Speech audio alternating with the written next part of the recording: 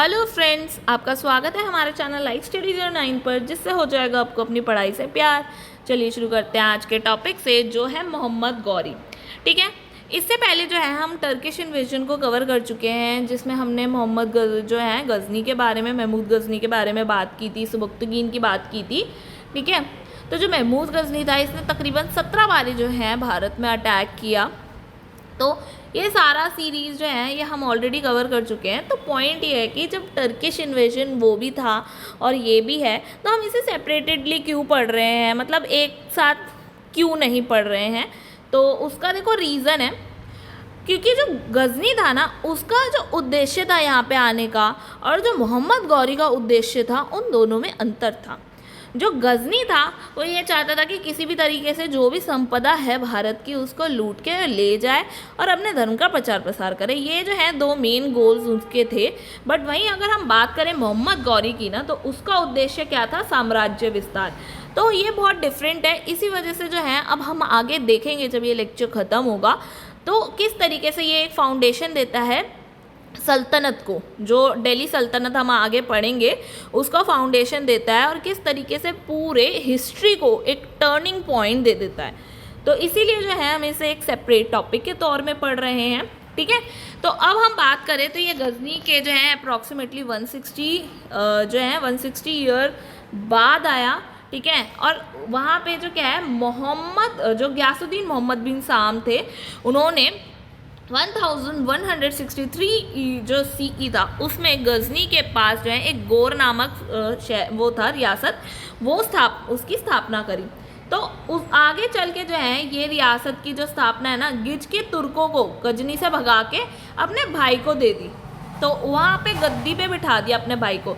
तो अब ये भाई कौन था? ये वही था मोहम्मद गौरी। ठीक है, मोहम्मद गौरी कह लो, मुइनुद्दीन कह लो, शाहबुद्दीन मोहम्मद बिन साम कह लो। ठीक है, ये सारे नाम जो है गौरी के ही हैं। बस यहाँ ज़रूर ध्यान रखें, ये गयासुद्दीन मोहम्मद बिन साम है और ये शाहबुद्दीन मोहम्मद बिन साम है। ठीक है, तो अब हम आगे बात करते हैं कि भाई ये जो गौरी था, ये एक जो है शकबानी तुर्क था, सेंट्रल एशिया के गौर प्रदेश का था।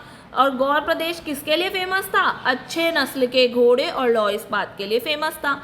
और गौर प्रदेश में कौन लोग रहते थे? तो बुद्धिस्ट लोग रहते थे। ओरिजिनली जो थे वो बुद्धिस्ट थे, बट जब इस्लाम का धर्म प्रचार प्रसार हुआ तो उसके बाद में जो है वो मुस्लिम कन्वर्ट हो गए, मुस्लिम बन गए। तो ठीक है, और जो ये गौर वंश था, ये जो है गजनी के पहले जो है अधीन ही आया करता था, जो बाद में भाई अपना अलग से इंडिपेंडेंट हो गया। ठीक है, अब हम बात करते हैं मोहम्मद गौरी की। ये रहे, उनका भी एक छोटा भाई था अलाउद्दीन। ये वो अलाउद्दीन नहीं है जो हम आगे जो है सल्तनत पीरियड में पढ़ने वाले हैं। ये जो है मोहम्मद गौरी का भाई है। ठीक है, अब क्योंकि भाई पूरी सत्ता मिली, तो ये जो गजनी की अधीनता जो है वो स्वीकार नहीं कर सकते थे, तो वो गौर के साथ जाकर ही गजनी पर जो है अधिकार कर लेते हैं। ठीक है, साथ में ये अधिकार कर लिया उन्होंने, और गजनी को जो है उन्होंने पूरी तरह से जला दिया। और 7 दिन तक जो है इवन गजनी जलती रही। तो कितना नुकसान हुआ। इसीलिए इतिहासकारों ने जो है ये इन्हें नाम दिया, क्या दिया? जहांसोर। ठीक है, जिसका क्या मतलब होता है? विश्व को जलाने वाला। तो इसीलिए जो है आगे चल के जो है गजनी से जो है मोहम्मद गौरी की जो है एक समझौता हो जाता है, संधि हो जाती है कि भाई इन भाइयों में कि जो पश्चिम का हिस्सा है वो भाई अलाउद्दीन के कमान में आ जाएगा, और जो ईस्ट का हिस्सा है या पूर्वी हिस्सा है वो मोहम्मद गौरी को दे दिया जाएगा। ठीक है, अब क्योंकि ईस्ट का एरिया दिया है, तो ईस्ट के नियर जब वो आएगा, चलते चलते आगे बढ़ता जाएगा, अपना एम्पायर बढ़ाता जाएगा, तो भारत पड़ेगा। और भारत जो है बहुत ही समृद्ध था उस समय पे, तो इसीलिए जो है भारत पे आक्रमण करना जो है उनके लिए सबसे बड़ी प्रायोरिटी बन गया। इसीलिए जो है अब ये अटैक की सीरीज़ शुरू हुई, जिसमें 1175 सीई में पहला तो मुल्तान पे किया, जिसमें कामधाई जो है करमाथी मुसलमान थे। फिर इसी तरह जो है गुजरात में किया 1178 में, जब उस समय जो है चालुक्य वंश के जो रूलर थे, मूलराज सेकंड या भीम सेकंड, उनकी जो माता थी नायका देवी, उनके नेतृत्व में जो है ये जो है लड़ाई की गई, जिसमें भाई भीम सेकंड जो थे वो उन्होंने मोहम्मद गौरी को माउंट आबू में हरा दिया और उसे अरेस्ट कर लिया। जो गौरी है उसको अरेस्ट कर लिया। और ये जो है गौरी की भारत में पहली हार थी। इस मतलब पहली हार थी, इसके बाद भी आगे हार भी होती है, जीत भी होती है, पर ये पहली हार थी। ठीक है, जिसमें जो उनकी माता थी नायका देवी, जो है नायका देवी, उन्होंने ही बोला कि अरे छोड़ दो इन्हें, भी रिहा कर दो, कोई नहीं। तो उनके कहने पे जो है मोहम्मद गौरी को रिहा कर दिया। अब क्योंकि वो रिहा हो गए तो अब वो फिर भी अपना अटैक शुरू करते ही रहे, अपना आगे सिस्टम चलाते रहे। ठीक है, तो अंतिम जो गजनी का शासक था खुसरो शाह, उस पर भी अटैक करके वो भी जीत लिया, लाहौर तक भी पहुंच गया, सिंध तक पहुंच गया। यहाँ तक सिंध में जो है सुमरा वंश था, उसको भी हरा के जो है सिंध को अपने अंडर कर लिया, फिर कश्मीर जीत लिया। तो ऐसे ऐसे आगे जो है बढ़ता गया। ठीक है, आगे चल के जो है वो भटिंडा पे भी अटैक करता है 1188 CE में, जहाँ पे वो जो है एक तबार हिंद फोर्ट है, ठीक है, उस पर अटैक करता है। यही एक रीज़न बनता है जो ताराब हिंद फोर्ट है, उस पर अटैक करने की वजह से जो है, जो पृथ्वीराज चौहान थर्ड के जो है एरिया में आता था, जो चौहान वंश के थे, ठीक है, उनके उसमें आता था। अब यही विवाद का कारण आगे चल के बनता है। और इन्हीं का जो है एक कोर्ट राइटर होता है जो था चंद्रबरदाई, जो उनकी एक बुक थी पृथ्वीराज रासो। इसमें ही आगे हमें पूरा जो है इनके जो आगे साथ में वॉर होने वाले हैं इसको इशू को लेकर, उसके बारे में पूरी डिटेल दी गई है। ये रहे पृथ्वीराज चौहान थर्ड। ठीक है, अब उनके साथ हुई बैटल। तो जो पहली बैटल थी उसको क्या बोला गया? Battle of Tarain. ठीक है, अब पहली बैटल से आप ये तो समझ ही गए होंगे कि इसमें कई बैटल्स होती हैं। पहली बैटल का मतलब इसके आगे भी एक और बैटल होगी।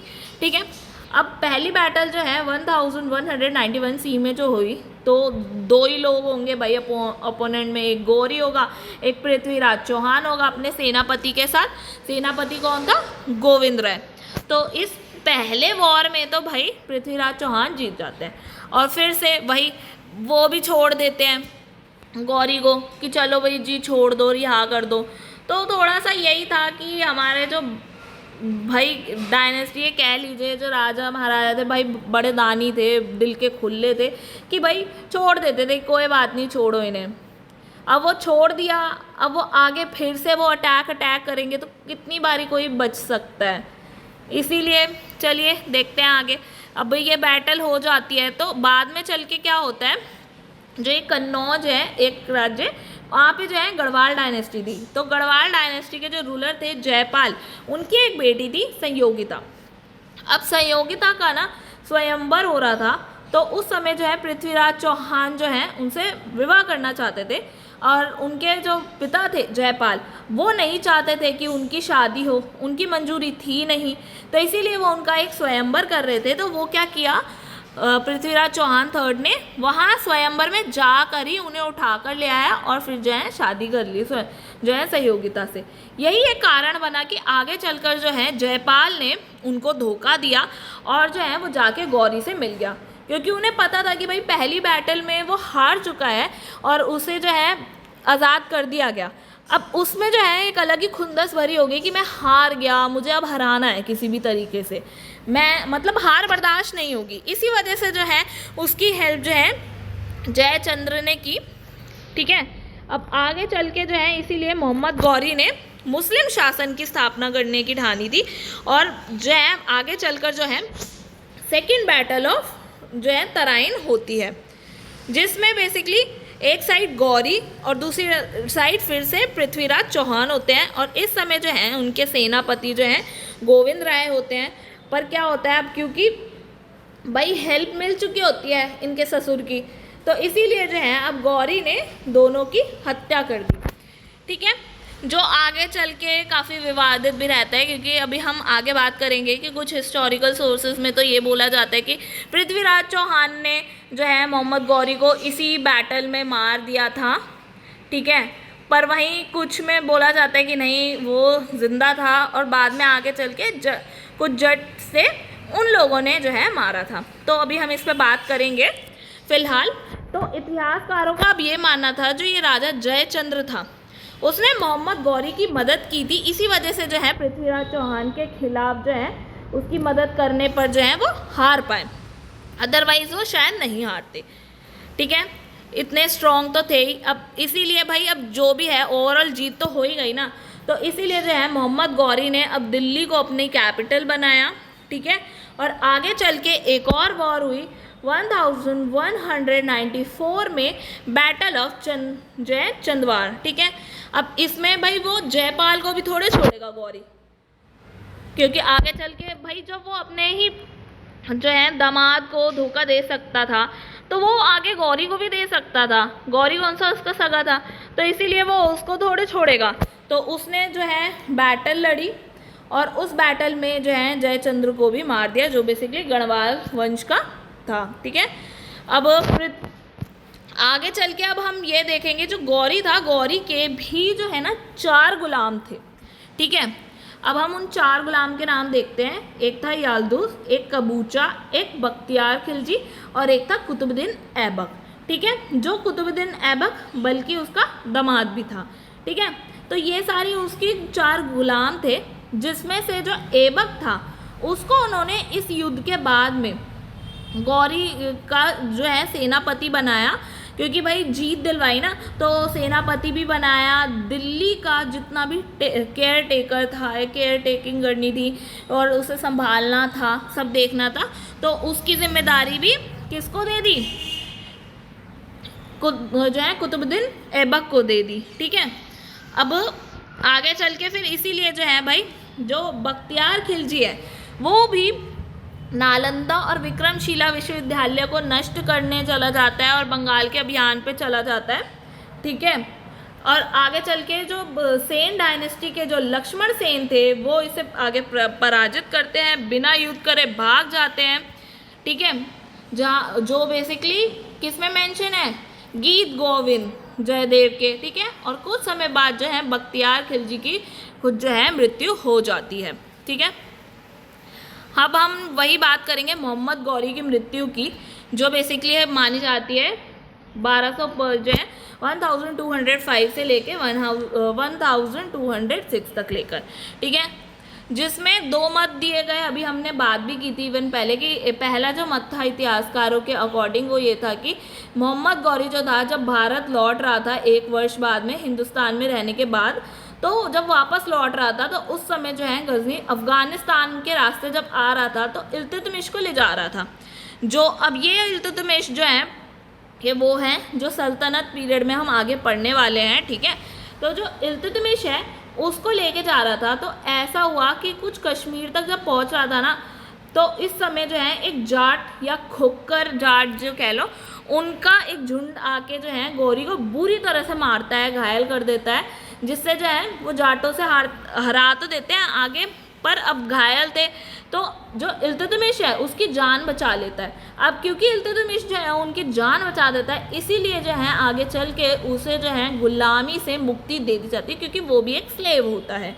ठीक है, तो उसको जो है मुक्ति दिला देता है, बट उसके बावजूद भी भाई क्योंकि चोट वोट बहुत ज़्यादा लगी होती है तो वो जी नहीं पाता, वो मर जाता है। ठीक है, वहीं दूसरा जो पॉइंट दिया गया है कुछ इतिहासकारों द्वारा, और उन कुछ इतिहासकारों में से कौन, चंद्रबरदाई, जिसने क्या लिखी, पृथ्वीराज रासो, ये रहे चंद्रबरदाई।